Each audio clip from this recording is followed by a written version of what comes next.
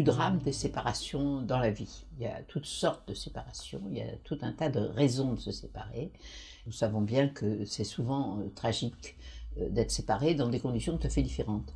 Mais quand survient une séparation dans une vie, que ce soit la séparation que représenterait un déménagement, la séparation d'amis qui s'en vont au loin, la séparation d'avec quelqu'un qu'on aime, qu'on a aimé, qu'on croit aimer, qu'on n'aime plus, que ce soit la séparation qui survient dans la mort, lorsque quelqu'un nous quitte pour mourir.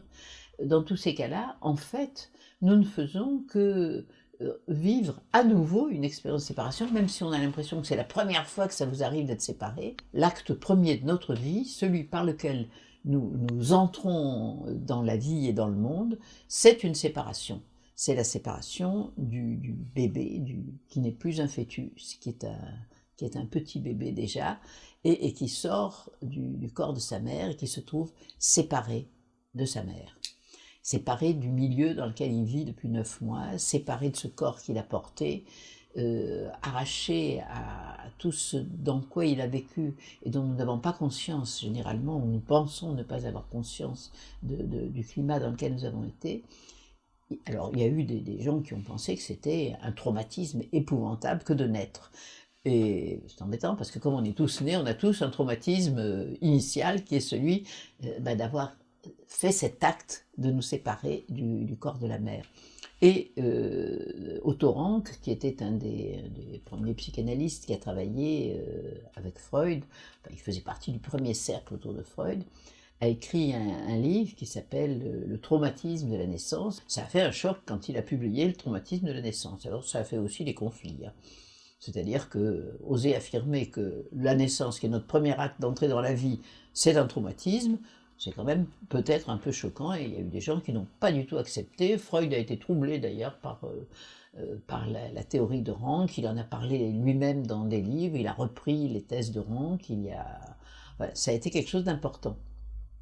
Mais dans notre époque contemporaine, disons il y a une quarantaine d'années à peu près, il y a eu un moment où il y a eu toute cette équipe de gens qui s'occupaient, qui étaient à la fois des psychanalystes, des obstétriciens, des gynécologues, des gens qui présidaient aux naissances des bébés, avec Frédéric Le Boyer, qui a été tout à fait célèbre, avec ses conceptions nouvelles de la manière de mettre un enfant au monde, de naître. Et maintenant, dans les maternités, on ne vous aveugle plus avec une lumière épouvantable, on ne secoue plus le bébé par les pieds, enfin, en général, les choses se passent avec, au contraire, beaucoup de tendresse. Donc, cette idée de cette première séparation vécue comme dramatique, je crois qu'on la doit réellement à Otto Rank et à la psychanalyse, mais ensuite, c'est quelque chose qui est devenu une pensée tout à fait familière. Il y a eu la clinique des Bleuets, par exemple, qui est née dans la foulée des travaux de Le Boyer et Bernard Tisse, et qui était là pour que cette première séparation ne soit pas un traumatisme. Il n'empêche qu'il nous faut bien reconnaître qu'à tout jamais, dès la naissance, nous sommes des êtres séparés, et même si nous n'en gardons pas le souvenir conscient, il est probable que quand même nous sommes porteurs de ce souvenir, et de toute façon, nous sommes porteurs de ce fantasme. C'est-à-dire que, eh ben oui, je sais que ma naissance, mon entrée dans le monde, a été une séparation d'avec la terre nourricière, la mère originelle, celle dans qui je me suis développée pour commencer. Donc nous sommes à tout jamais des êtres séparés, et il faut le savoir.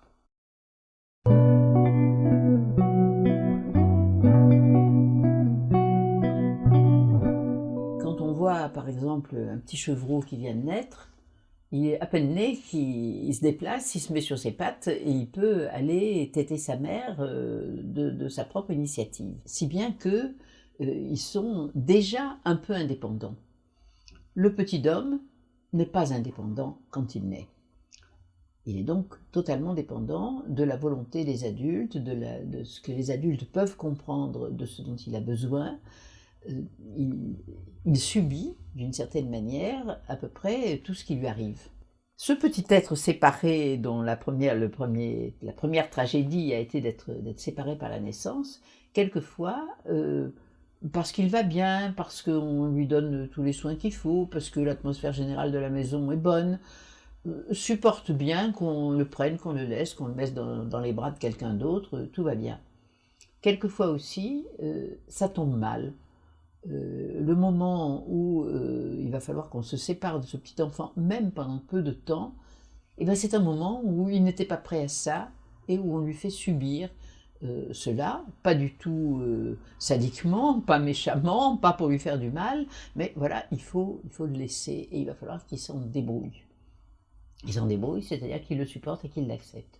Winnicott, ce bon psychanalyste anglais qui avait un tel amour des enfants, vraiment il a été très sensible à beaucoup de choses qui se passent dans la petite enfance.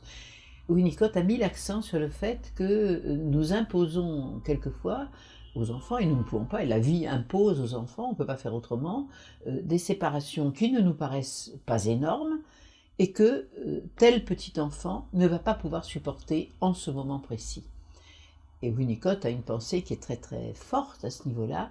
Il dit qu'il arrive que pour le bébé, une séparation de 2 heures soit vécue comme si 2 heures séparées de sa mère ou de la personne qui s'occupe de lui, eh bien ces 2 heures sont intolérables pour lui, la mère est morte. C'est quelque chose à quoi il faut que nous soyons attentifs avec les petits-enfants. Et il y a des moments où on ne peut pas faire autrement, mais alors comment les apprivoiser à l'idée de séparation? Comment les aider à apprivoiser l'idée de séparation?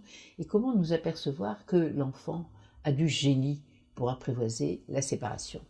C'est Freud qui était un jour, il était grand-père, il a eu beaucoup d'enfants et de petits-enfants, et il y a une histoire qui est bien connue, qu'il a théorisée, qui s'appelle le jeu du Fordat. C'était un petit enfant assis par terre, enfin qui pouvait se déplacer, il jouait avec une bobine qu'il lançait et qu'il faisait revenir. Il la lançait, il la faisait revenir.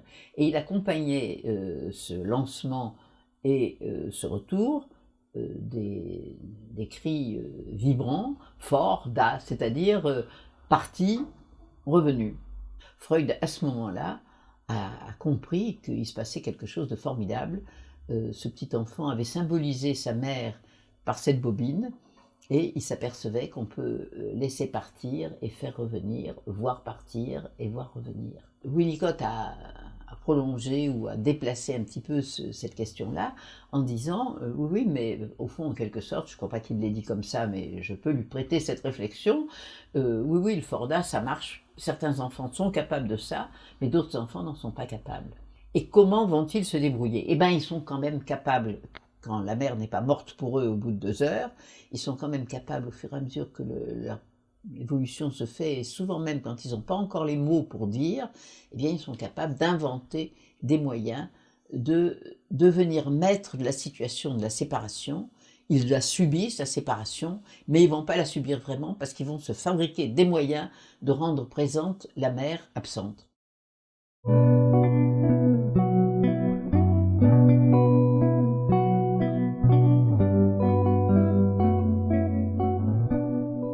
C'est encore un concept de Winnicott qui est devenu tout à fait célèbre, l'objet transitionnel. C'est l'objet qui représente la mère qui s'absente, la mère ou tout objet d'amour auquel tient l'enfant, et l'enfant invente un moyen de conserver la présence de la mère près de lui. Cet objet qu'il transporte entre la maison, sa maison, et puis la maison des autres, et puis l'immensité du monde autour de lui, cet objet transitionnel qui lui permet de faire transition. C'est d'ailleurs une des idées intéressantes, particulièrement intéressantes de Winnicott, que de penser que l'enfant invente son objet transitionnel. Quand j'étais jeune mère, je ne connaissais pas le nom du doudou.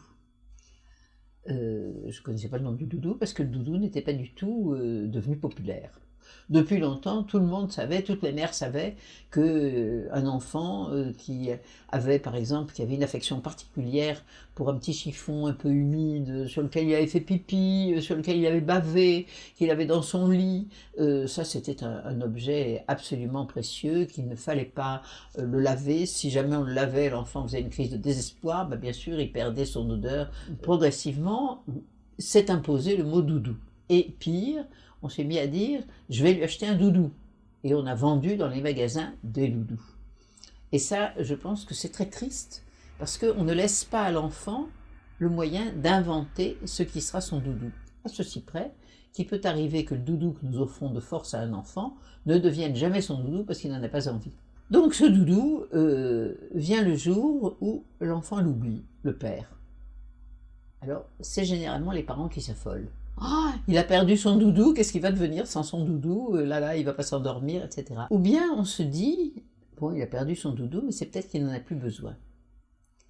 Et s'il en a réellement besoin, ben, finalement, tant mieux si on peut le retrouver, le doudou initial, mais il ne faut pas lui en offrir un d'office. S'il l'a perdu et qu'on peut le lui retrouver, le vrai, le sien, tant mieux. Et si on ne peut pas le lui retrouver, il faut se demander si ça va être l'occasion pour lui de quitter le doudou, c'est-à-dire de devenir grand, n'avoir plus besoin d'un objet qui fasse transition, qui permette de s'endormir, mais de trouver en soi finalement l'image même du doudou grâce auquel on s'endormira, sans avoir besoin que l'objet soit là, ou bien si vraiment il n'y parvient pas, dans son désespoir, est-ce qu'il parviendra à se réinventer un doudou? Alors il arrive que des parents pleins de bonne volonté se disent bon, maintenant ça suffit, il est toujours avec son doudou, ou son ours, ou dont il ne se sépare pas, qui donc joue un rôle de doudou.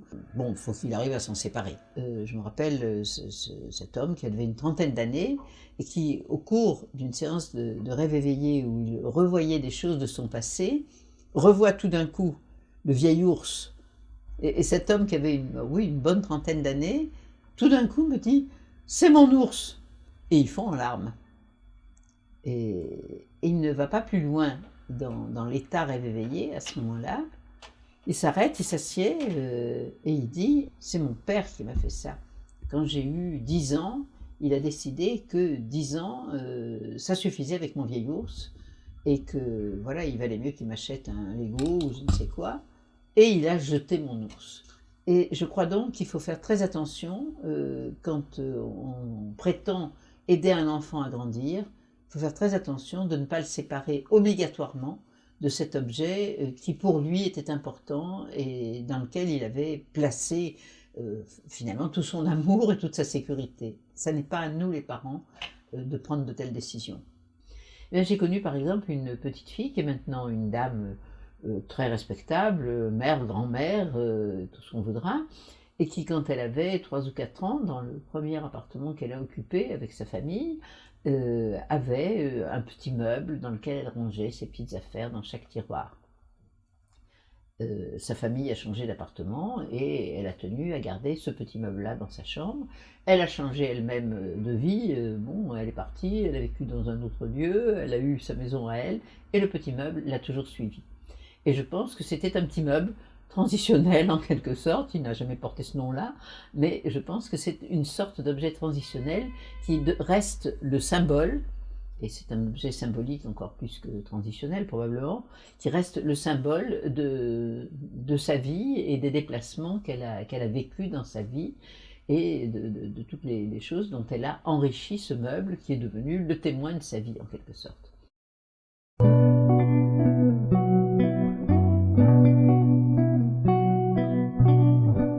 Vient le temps où l'enfant a conscience d'être distinct de ses parents, distinct du monde extérieur. Que se passe-t-il quand le petit enfant se reconnaît dans le miroir? Il se reconnaît moi et pas l'autre en quelque sorte. Il n'appartient pas au monde extérieur, il n'est pas identique aux parents. Et ça, tout se passe bien, en quelque sorte, c'est bien ça qui doit arriver, c'est que le petit enfant sorte d'un espèce d'état fusionnel où il est en particulier avec sa mère, mais avec l'univers, disons, qu'il en sorte et qu'il se découvre actif, qu'il se découvre pouvant manifester un désir, et pouvant l'exprimer, c'est moi, c'est pas toi. Tout ça, ça se passe pratiquement entre ces fameux 8 mois, et puis 1 an et demi, 2 ans, 3 ans, progressivement tout ça s'installe.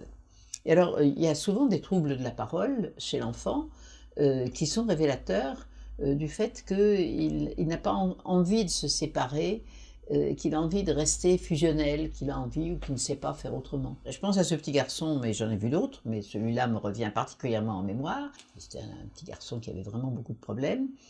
Et entre autres, il ne voulait jamais se décoller d'elle, c'était des crises de désespoir si on l'éloignait de la maman.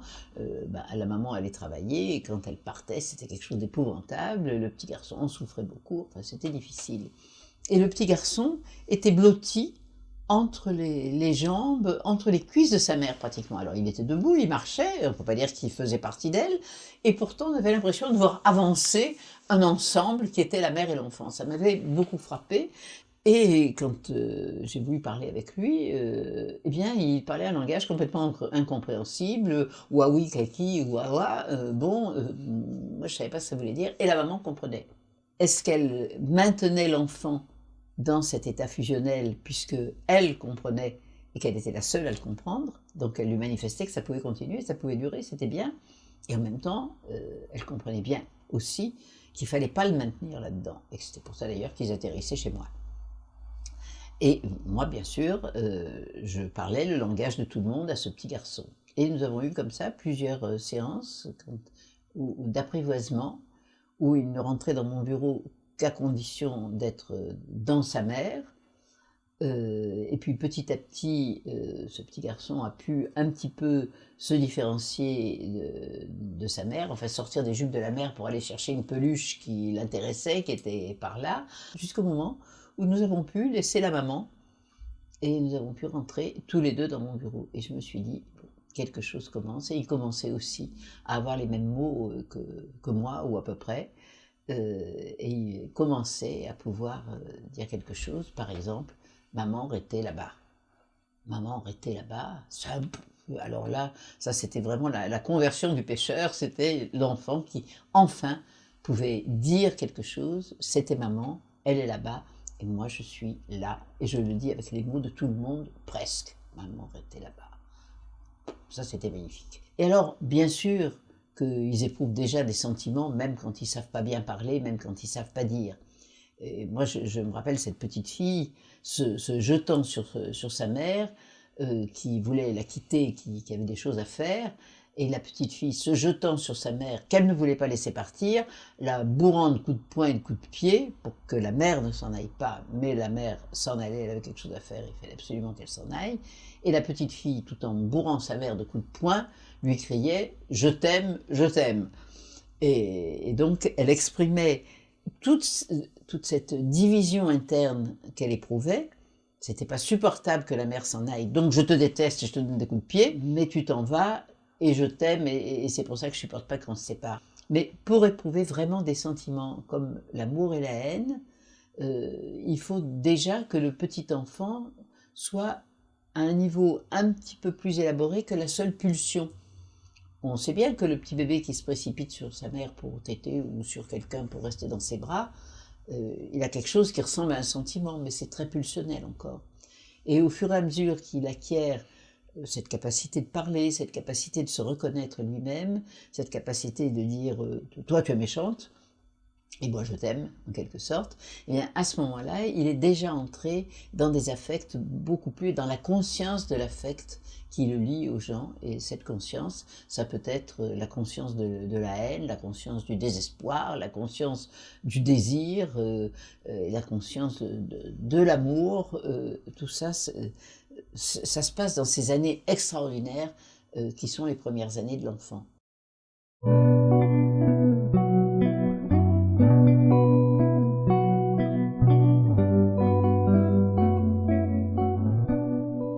Au fond, on peut souvent présenter la séparation comme quelque chose que l'on subit. Ça commence avec le petit enfant à qui nous voulons subir une séparation qu'il n'avait pas choisie. Et généralement, il ne choisit pas tout de suite d'office de se séparer, sauf au moment où tout d'un coup, il dit « non, pas ma main ». Le petit enfant qui choisit tout d'un coup de lâcher la main de la personne qui lui donne la main quand il commence à apprendre à marcher, et tout d'un coup, le petit enfant veut lâcher la main de la personne qui avait été toute prête là à continuer à l'accompagner. Ben non, non, non, ça y est, je deviens indépendant, me voilà, je veux pas que tu me donnes la main, je marche tout seul, moi tout seul. sans ta main. À ce moment-là, nous faisons notre première expérience de petit enfant qui choisit de se séparer. Alors on pourrait dire qu'il avait déjà appris à se séparer en marchant à quatre pattes pour s'éloigner de la personne auprès de qui il était, et c'est certain, il l'avait déjà fait. Mais la première vraie séparation choisie à mes yeux, elle commence avec le symbole de la main qu'on lâche. Cette main qui était prête à m'accompagner et dont je ne veux plus. Et dans la vie, eh bien, dans la vie, il nous arrive de choisir des séparations et il nous arrive de subir des séparations. Les séparations subies, elles sont à l'image de ce qui se passe dans notre toute petite enfance quand on nous impose une séparation. Les parents déménagent, je subis de partir là où on va s'en aller. Et adulte, eh bien, je peux aussi subir des séparations que je n'ai pas choisies. La personne que j'aime décide de s'en aller, de me laisser, même si nous en avons parlé avant, c'est quand même quelque chose que je subis. Et puis, il y a toutes les fois où on choisit. On choisit de déménager. L'appartement est trop petit et on va prendre un appartement plus grand. Quelle chance! On est dans un appartement dans une ville. Ah, on choisit d'avoir une maison qui sera avec un jardin à la campagne. Choix merveilleux. Choix merveilleux, et voilà que quand même je vais avoir du mal à me séparer de cette maison dans laquelle j'habitais. Et que je suis plus ambivalente que je ne le pensais. J'aime ça et j'en souffre. Parce que c'est très rare que nous soyons tout entiers dans un seul sentiment. La séparation, j'aime pas me séparer, la séparation c'est difficile, mais je choisis de me séparer, c'est pas si facile, et quand je suis séparée, je découvre que grâce à la séparation, eh bien, quelque chose de nouveau peut advenir. Et non seulement quelque chose de nouveau peut advenir, mais moi je me renouvelle. Et dans les séparations, de même que le petit enfant à la naissance se sépare de la mère et qui pourra un jour en grandissant dire moi, je, donc affirmer moi je suis pas toi, eh bien de même tout au long de notre vie nous avons des occasions dans les séparations d'affirmer mieux, plus complètement et concrètement que nous avons une individualité, peut-être séparée, peut-être dans la douleur, et pourtant je suis moi.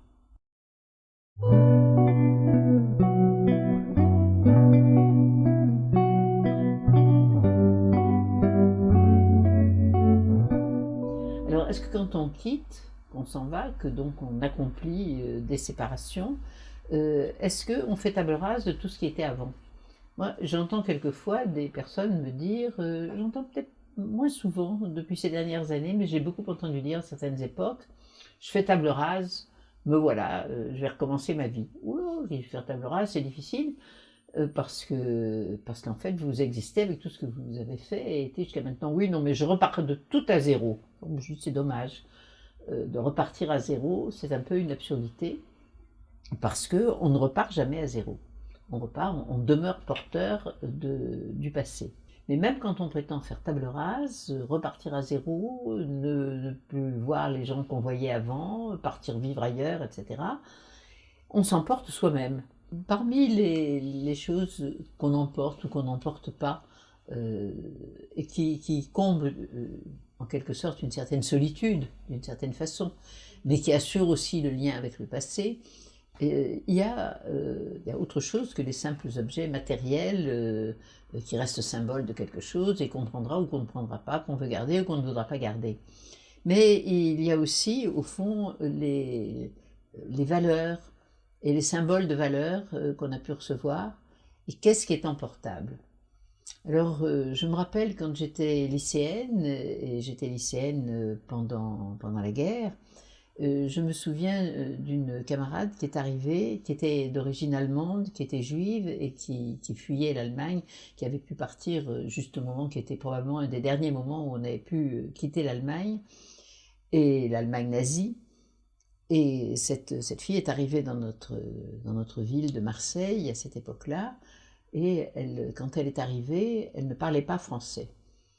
Et assez rapidement, à la fin de ce premier trimestre, voilà qu'elle passait en tête de classe.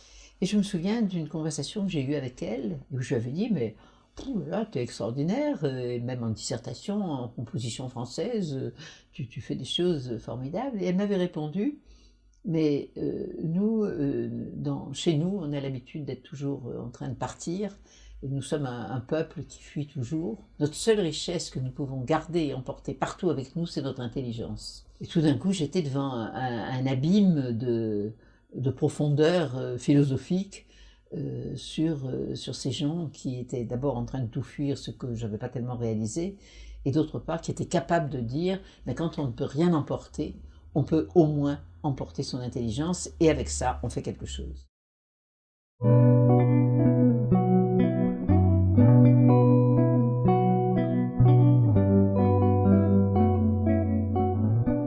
Il y a des vies dans lesquelles on a l'impression qu'il arrive tout le temps des séparations. Euh, on se sépare d'un amoureux, on se sépare ensuite à nouveau de quelqu'un d'autre avec qui les choses auraient eu l'air d'aller bien, et on renouvelle des séparations. Mais qu'est-ce que ça veut dire? Alors souvent, ça veut dire qu'on a mal vécu la séparation antérieure, et que cette séparation antérieure qu'on a mal vécue, on va la reproduire pour essayer de mieux la vivre. Mais si on a mal digéré cette première séparation, si on n'a pas bien compris comment ça s'est passé, si on l'a mal négocié avec soi-même et avec l'autre, eh bien effectivement, on recommence en quelque sorte. On recommence pour cette fois-ci réussir. Alors on ne se dit pas ça du tout, mais il n'empêche que c'est ce qu'on fait. Et je pense à une personne que je suivais en cure, en thérapie, et qui avait eu déjà 2 ou 3 séparations parfaitement involontaires qui lui étaient arrivées, qui s'étaient mal passées, qu'elle n'avait pas digérées, et qui commence à imaginer, et ça c'est quelque chose qu'on retrouve souvent, que quand même il faudrait peut-être que je termine la cure et qu'on se sépare. Et je dis, oui, bien sûr, il faudra bien qu'un jour on se sépare, il faudra bien qu'un jour on termine la cure, mais peut-être qu'en ce moment, vous êtes sur un palier où les choses que vous avez à résoudre ne sont pas tout à fait résolues. Oui, mais comment on fait pour se séparer? Comment je vais arriver à vous quitter, etc. Et moi, je me dis à ce moment-là, il y a autre chose, il y a un autre questionnement que comment je vais arriver à vous quitter, c'est comment peut-on quitter et quitter bien? Et je dis, je crois que c'est quelque chose qu'il faut que nous travaillions correctement ici, parce que peut-être dans la vie, ça se rejoue. Et qu'on analyse un petit peu à ce moment-là comment cette inquiétude de se séparer ou cette précipitation tout d'un coup pour se séparer de l'analyste va être la même précipitation que celle que cette personne utilise pour se séparer de ses amants ou pour se séparer de ses amis. Il faut donc qu'on fasse très attention à ce moment-là de ne pas hâter la séparation dans la relation que nous avons, parce que est en train de se transférer dans la relation que cette personne a avec moi, tous ces problèmes de séparation un peu ratés les fois précédentes. Alors, comment fait-on pour réussir une séparation? Alors, en analyse ou en psychothérapie, c'est quand même à la garde de l'analyste de faire attention que cette séparation ne soit pas un passage à l'acte brutal. À moi de dire qu'est-ce que vous êtes en train de jouer à ce moment-là, de rappeler que peut-être c'est ce problème-là qui est en train de se rejouer en ce moment ici, alors qu'il n'a pas été bien joué dans la vraie vie et qu'on va mal le rejouer ici, donc ça n'ira pas. Pour que des séparations se passent bien, il faut qu'on arrive à négocier la séparation, à prendre son temps quand on se sépare, à s'être dit les choses qu'il fallait réellement qu'on se dise, pour que on n'ait pas ensuite besoin de rejouer quelque chose de raté pour à nouveau essayer de bien résoudre quand c'est raté et à nouveau le rater parce qu'on va encore le faire mal, on va encore répéter la même mauvaise séparation. Donc c'est important d'être conscient de ça quand il y a des séparations dans la vie. Et quand il y a une séparation, et ces séparations de la vie, ça peut être les séparations amoureuses, mais ça peut être la séparation d'avec un travail, ça peut être la séparation effectivement d'un lieu dans lequel on vivait et qu'on quitte, ça peut être la séparation que représente la mort de quelqu'un, et ça on n'y peut rien. Alors comment se négocie la séparation dans le deuil? Comment tous ces deuils de la vie pouvons-nous les réussir ou les rater en quelque sorte. Et c'est là qu'il faut être attentif à la manière dont quelquefois on a du plaisir à se vautrer dans le drame de la séparation. Je veux dire qu'il arrive qu'on se dise oui, mais moi voilà, je suis un être séparé pour la vie, c'est la vie de l'homme d'être toujours séparé, ben oui, c'est ça que je vis, et c'est ça. Et on s'installe dans la dramatique et dans la dramatisation de la séparation, quelle qu'elle soit. Dans la dramatique et dans la dramatisation du deuil, si terrible que soit ce deuil. Dans une certaine manière de dramatiser ou alors d'annuler complètement, ça n'existe plus, on n'y pense pas, pof, ça y est, c'est fini, on n'en parle plus. Dans les deux cas, nous faisons une bêtise. Soit parce qu'on refoule, pour ne plus penser à cette chose douloureuse qu'on a vécue, soit parce que, oui, on y trouve un certain plaisir, un peu masochiste, et dans les deux cas, ce sont des séparations ratées. Et il faut être attentif à ne pas refouler et attentif à ne pas jouir du drame dans lequel on est entré. Je crois que cette attention-là, elle est fondamentale pour mener sa vie. Parce que de toute façon, on sera toujours confronté à des séparations. Donc, apprenons à nous séparer bien.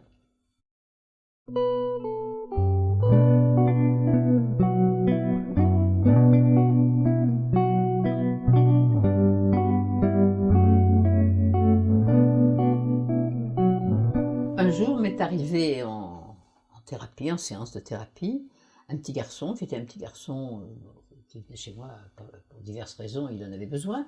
Mais ce jour-là, il est arrivé assez excité et il m'a dit, vous savez pas, mon poisson rouge est mort ce matin. Bon, je pense que s'il l'annonçait, c'est que c'était important pour lui. Petit silence, que je ne romps pas, et il me dit, et mon grand-père aussi. Alors, je pense que le malheureux grand-père, ça lui aurait fait un drôle d'effet de penser que sa mort était annoncée après celle du poisson rouge, mais peut-être aussi ça avait la même importance. Qu'est-ce qui se passe au moment où il pense que son poisson rouge est mort, et que c'est une évidence pour lui? Il me décrit un peu comment il a vu que le poisson rouge était mort, il ne bougeait plus, finalement il était un peu comme une chose qui flottait dans l'eau, son poisson rouge qui d'habitude venait à sa rencontre dans l'aquarium, et qui là ne venait plus à sa rencontre. Autrement dit, un lien affectif était brisé, un lien d'amour ne pouvait plus se passer de la même manière, il ne restait plus que du côté du petit garçon qui était triste et qui a fait des obsèques et des funérailles au poisson rouge avec beaucoup de sérieux. Alors, par la mort du poisson rouge, il semble que c'est la mort en elle-même qui est entrée chez cet enfant. C'est-à-dire la conscience du corps, probablement le grand-père il ne l'a pas vu, il ne le voyait pas souvent, donc la mort de ce grand-père qu'il ne voyait pas beaucoup, avec qui probablement il avait peu de liens, ça a été une nouvelle qui est arrivée dans la famille, on savait que le grand-père était mort. Mais bon, Freud nous raconte l'histoire de ce petit garçon qui dit « Ouais, j'ai bien compris que mon grand-père est mort. Enfin, pourquoi il ne vient pas manger la soupe avec nous ce soir ?» Bon, j'ai bien compris, et en fait, il n'a rien compris du tout. Je pense à ces petites filles dont la maman était morte brutalement. Elles avaient à peu près 6 ans, 6-7 ans. C'était des petites filles que pour ma part, je connaissais, mais je connaissais comme les enfants d'amis. Et je leur ai dit, ça vous fait plaisir si je fais des crêpes? Les petites filles étaient contentes que je fasse des crêpes. Donc, je fais des crêpes. Et tout le monde était à la fête. Et puis, je fais sauter la crêpe dans la poêle. Et je vois une des petites filles qui regarde ça avec ses yeux qui se remplissent de larmes. Quand j'y repense, j'en suis encore émue, et c'est une histoire qui date d'il y a bien longtemps. Ses yeux se remplissent de larmes devant la crêpe qu'on fait sauter. Et je me sens, moi, toute bête en voyant ça. Et je lui dis, bon, alors, on va manger les crêpes. Et elle me dit, ah, ma maman savait faire sauter les crêpes. Et à ce moment-là, tout d'un coup, c'était une prise de conscience du fait que la maman qui savait faire sauter les crêpes, ce n'était pas elle qui les faisait sauter maintenant, et que ça ne serait plus jamais elle. Et c'était étonnant parce que ces petites filles avaient été très secouées par la mort de leur mère, mais un peu immobilisées par cette mort, comme si elles n'avaient rien compris à ce qui se passait. Et tout d'un coup, devant la crêpe qui sautait, alors la compréhension de la mort arrivait, c'est-à-dire jamais plus ma maman qui savait si bien faire sauter les crêpes les fera sauter. Bon, c'est une prise de conscience qui arrive dans l'après-coup.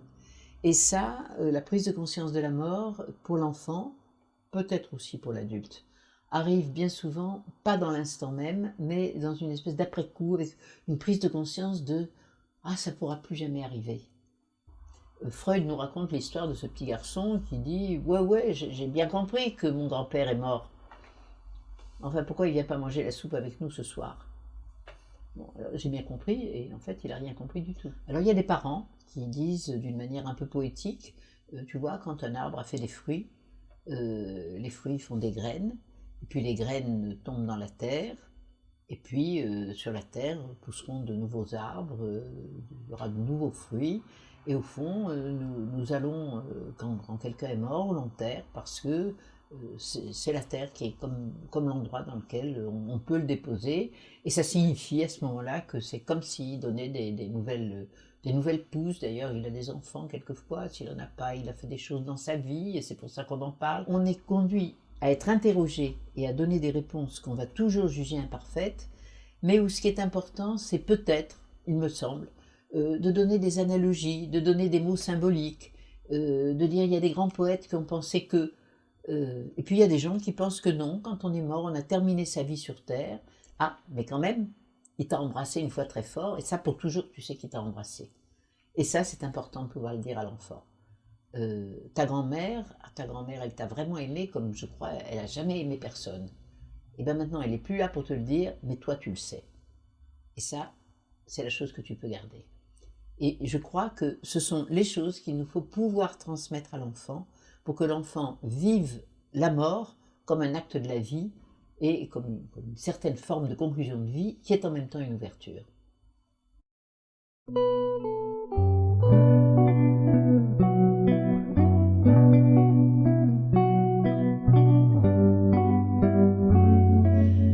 La mort de nos proches, de nos amis, de nos aimés, c'est la séparation et l'expérience de séparation la plus fondamentale.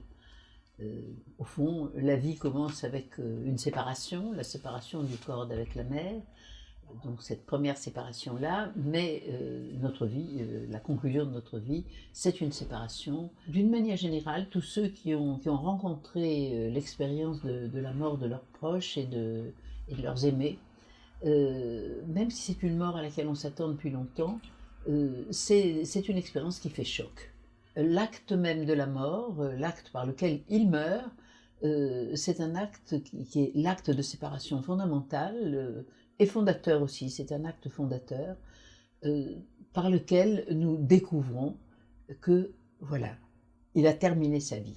Alors, on pourrait dire qu'il y a les suites de la mort, c'est-à-dire la conscience que cette personne que j'aime n'est plus là et qu'elle ne sera plus jamais là.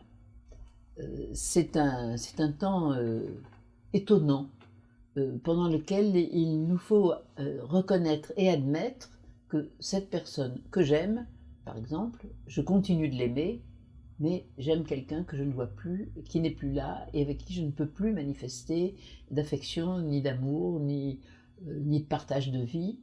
Et voilà qu'au cœur de ce plus jamais peut naître, et je pense que c'est une chose bonne et heureuse, peut naître le sentiment que oui, plus jamais ça n'arrivera, mais pour toujours, ce qui a été a été. J'ai écrit un ouvrage qui s'appelle « Il est mort celui que j'aime » et ça me paraissait évident de dire celui que j'aime parce que je pense que que la mort ne fait pas cesser l'amour. Que la mort ne fait pas cesser l'amitié, simplement ce qui cesse, c'est la capacité de le manifester et de recevoir des réponses. J'ai fait le chemin qui m'a conduite à découvrir que oui, plus jamais celui que j'aime ne serait auprès de moi, mais que pour toujours, ce que nous avions vécu de beau, de bon, d'heureux, de fécond, cela demeurait et m'appartenait, que j'en demeurais en quelque sorte la gardienne. Alors on peut réagir aussi d'une autre manière, c'est-à-dire que on peut se dire dans le deuil et dans la séparation d'avec la personne qu'on aimait, tout d'un coup on va découvrir que cette personne était 100 000 fois mieux qu'on ne l'a jamais pensé. Et voilà qu'on se met à lui trouver des vertus que, hélas, on ne lui avait pas trouvées quand elle était en vie. Alors ça, c'est quand même un phénomène étrange qui arrive quand même de temps en temps dans les vies des uns ou des autres, comme si on habillait nos morts, qu'on les fasse tout beaux une fois qu'ils sont morts. Cet homme avec qui je vis m'agace, il a des tics, il a des manies, et voilà que maintenant qu'il est mort, il est devenu vraiment le compagnon idéal, qui avait des attentions pour moi, probablement c'était vrai. Mais simplement, je gomme tout ce qui a pu être désagréable, je conserve tout ce qui a été bien et j'en fais un bouquet merveilleux. Et je crois qu'il faut nous méfier de cela, qui arrive quelquefois d'ailleurs quand on chante les louanges du mort au moment de ses obsèques, et que tout d'un coup on se découvre devant quelqu'un qui avait tellement de vertus qu'on les avait oubliées quand il était en vie. Quelle chance qu'on soit mort, parce qu'on va chanter nos louanges une fois qu'on est mort. Alors ça, c'est quelque chose dont je parle en ironisant, mais ça nous arrive à tous de tomber dans ce travers-là. Et il y a un autre travers dont je pense qu'il faut aussi se garder. Je pense à cette femme qui supportait tellement pas la mort de sa mère qu'elle avait inventé toute une histoire autour de cette mort. Elle n'était pas morte, elle était partie en voyage et elle racontait autour d'elle ma mère fait un voyage extraordinaire et alors elle n'y croyait pas, c'était pas possible, mais ça lui évitait d'assumer devant les amis le fait que cette femme, cette mère était vraiment morte et qu'elle ne la reverrait pas. Ce qui est important, c'est de pouvoir nous dire que tout ce qu'il y a eu de bon avec elle nous demeure à tout jamais. Alors on va dire, oui, est-ce qu'il y a eu de pas bon? Et ce qu'il y a eu de pas bon nous demeure aussi. Et je crois qu'il ne faut pas le nier. C'était pas drôle tous les jours. Je pense à cette dame qui me dit que son père qui est mort et qui finalement a bien abordé la fin de sa vie, elle est obligée d'avoir beaucoup d'estime pour la manière dont il a abordé la fin de sa vie, mais quand même elle ne peut pas oublier que quand même il lui a fait une jeunesse très pénible et elle lui garde un reproche. Évidemment, il aurait mieux valu qu'elle puisse lui faire ce reproche quand il était encore en vie, ou arriver à lui pardonner d'avoir fait des choses qui n'étaient pas sympathiques pour elle quand elle était jeune, arriver à en parler avec lui dire bah, je t'en ai beaucoup voulu, mais bon, maintenant on fait la paix là-dessus. Cette personne est morte, ça n'a pas été dit avant.